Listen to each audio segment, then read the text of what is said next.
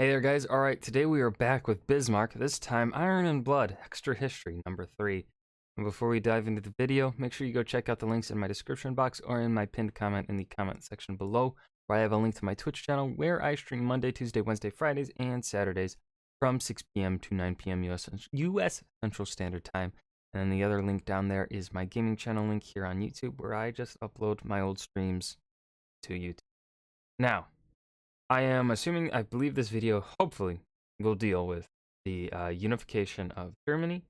And then I'm going to, so this is probably going to deal with the unification of Germany, and then we're going to get up to just before the scramble for Africa. And then the last part of this series is going to be on the scramble of Africa and Bismarck's forced retirement, Kaiser Wilhelm II. That is my prediction. Let's go ahead and dive in. Bismarck moved from radical to pragmatic. He was at last offered a position in which he would shine. The position of envoy, diplomat, and deal maker. The balls. Boom. Boom. Bismarck's tutelage in the diplomatic craft was swift. As he wrote to his wife, "I am making rapid progress in the art of using many words to say nothing at all." That is also the art of... He That's wrote politics. this from Frankfurt. He had been assigned as the Prussian envoy to the Diet of the German Confederation, that being the body that was supposed to figure out how the whole mess of 39 German states were to work together. But working with the Austrians was the furthest thing from Bismarck's mind. He was there to assert that Prussia was Austria's equal, and he did this with aplomb by lighting a cigar. See, smoking in the assembly was a privilege granted only to Austrians, but when the Austrian representative sitting next to him took out a cigar and began to smoke, Bismarck cracked out one of his own and, saying nothing, lit up. The press loved it. His enemies loved it too. When he returned to Berlin, one of them claimed publicly that the only thing Bismarck actually accomplished in Frankfurt was burning a cigar. And, of course, because old habits die hard, one thing led to another, and the ever-diplomatic Bismarck found himself once again on the field of honor, trading shots with a fellow Prussian over a cigar burnt to snub the Habsburgs. But his time in Frankfurt taught him one thing. If the Prussians were ever to carry the same weight amongst the German states as their much larger rival, they would need allies. So he began to court what he saw as the two most valuable possible confederates for Prussia, Russia and France. But then, in October of 1857, the King of Prussia suffered a stroke. Oh no. The king's brother, named Wilhelm, because of course he was, why should a family have to come up with more than one name, took over the leadership. This Wilhelm, though, considered Bismarck as nothing more than a petulant schoolboy. His words.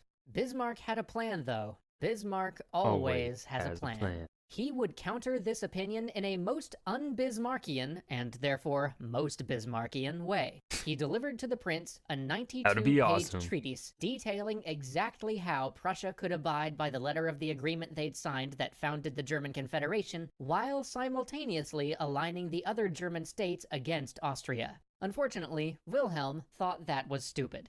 Bismarck was promptly assigned as the Prussian envoy to the Tsar. Because, you know, I guess if you want to get rid of somebody in 18th century Europe, you just put him in St. Petersburg. Or better yet, Moscow. They misspoke. They said 18th century. No. 19th century. And there he would sit on ice until 1862. These were some of the bleakest years of his life. He was cut out of state affairs, he fell ill, he nearly lost the use of his leg, and even withdrew himself from Russian society as his ability to serve as a diplomat was hindered by the fact that everybody knew he was there because his sovereign didn't want him in Prussia. But, at last, a strange letter came, one saying that he should return to Berlin with haste. When he got there, against all odds, he was asked to serve as the head of government. You might reasonably ask, why?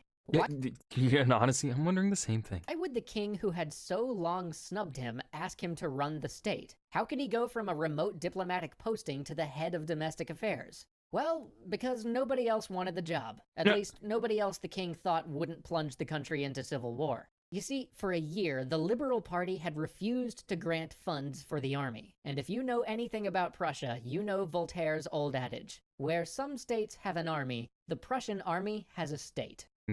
meaning that not funding the army had brought them to the brink of constitutional crisis, and the king's closest advisor's best suggestion was to have the army overthrow the Democratic Assembly and then figure it out from there. Oh. Which was basically 100% guaranteed to start a civil war. Yeah, So the king not a figured, good idea.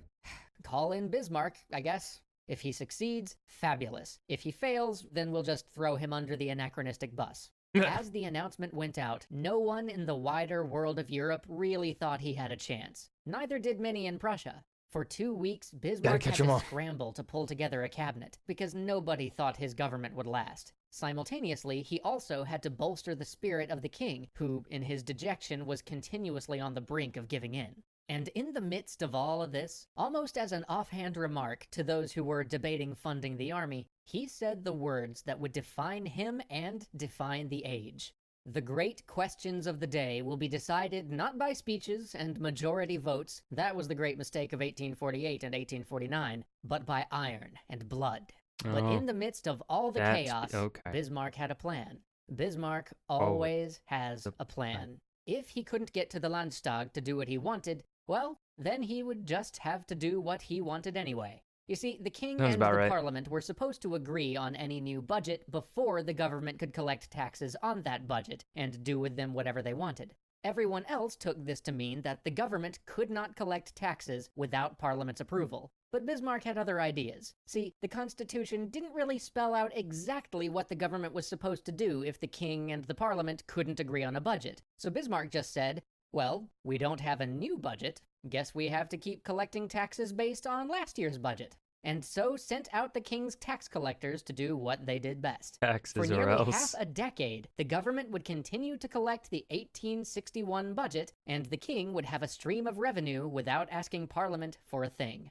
With that settled, Otto now had the prestige and the freedom to turn to what he saw as his larger project, positioning Prussia to be the preeminent power in Germany when the German states finally unified. He moved rapidly. First, he checked in with France to see if they would stay neutral, or perhaps even join Prussia if an armed conflict broke out between them and Austria. Then he wooed the smaller German states to begin voting with Prussia, even as he was baffling the Austrians with an alternating volley of threats and lofty promises about how much they could accomplish together. But even as he was holding his own in German affairs, his zeal abroad nearly cost him his ministry. A rebellion had broken out in Poland, and the Not the Russians were Polish. eager to quell it, already sending in troops. Bismarck immediately dispatched Prussian divisions to the Polish border and sent a note to Russia basically saying, hey guys, we can totally help you with that. Soon, protests over this action broke out from the other major European powers, with France, Great Britain, and Austria all condemning Berlin. Many thought Why? that Bismarck would have to resign over this, but the king, the very same one who had Why would they be upset over that?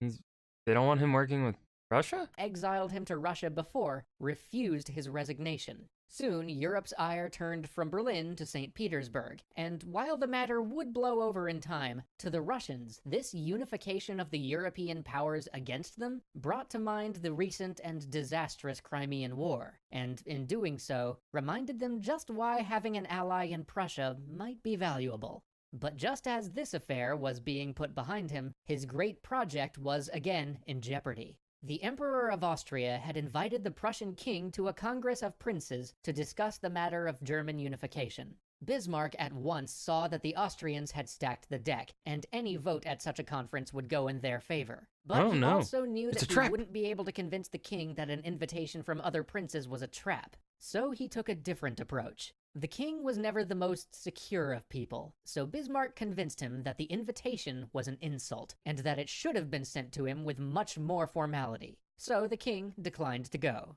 But then, days later, the King of Saxony rode up, bearing another invitation imploring the prince to come. Now he had been formally asked to attend by 30 princes with a king as the message bearer. There would be no convincing good old Wilhelm that this was a slight. Instead, in a meeting full of shouting, imploring, and not a little sobbing on both sides, What? Bismarck convinced the king that he would be giving up the independence of the Prussian army if he agreed to anything at this conference. And so, with Bismarck ripping off the door handle on the way out, This is not at all covering what I expected it to cover, not even getting to unification. Oh my god. once again, the king declined to attend. With that, the course was set. The initial threats were in check. Now, at last, Bismarck could truly begin his project of Iron and Blood. Okay, so I'm guessing unification is in the next part. So this was still another episode where I didn't know fucking anything. We'll be hopefully able to talk more on German unification, depending on what they cover and how much they cover in that. So that was number 3. This one was a bit of an episode. I mean, I think number 2 was better than number 3. The information, yeah, it's just something, I don't know what it is. The information covered here, I feel like wasn't, I don't know how to word it. Yeah, it wasn't, I guess, not feeling it like I was with part 2 of this series. Part 3 here was a bit meh, honestly, with the information covered. I think they could have probably skipped over a bunch of the information that they covered here. I feel like a lot of this wasn't necessarily too necessary. I feel like they could have really shortened up the information, or well, kind of really the point of this episode into 2 minutes. With just by saying there was some drama. Bismarck got invited.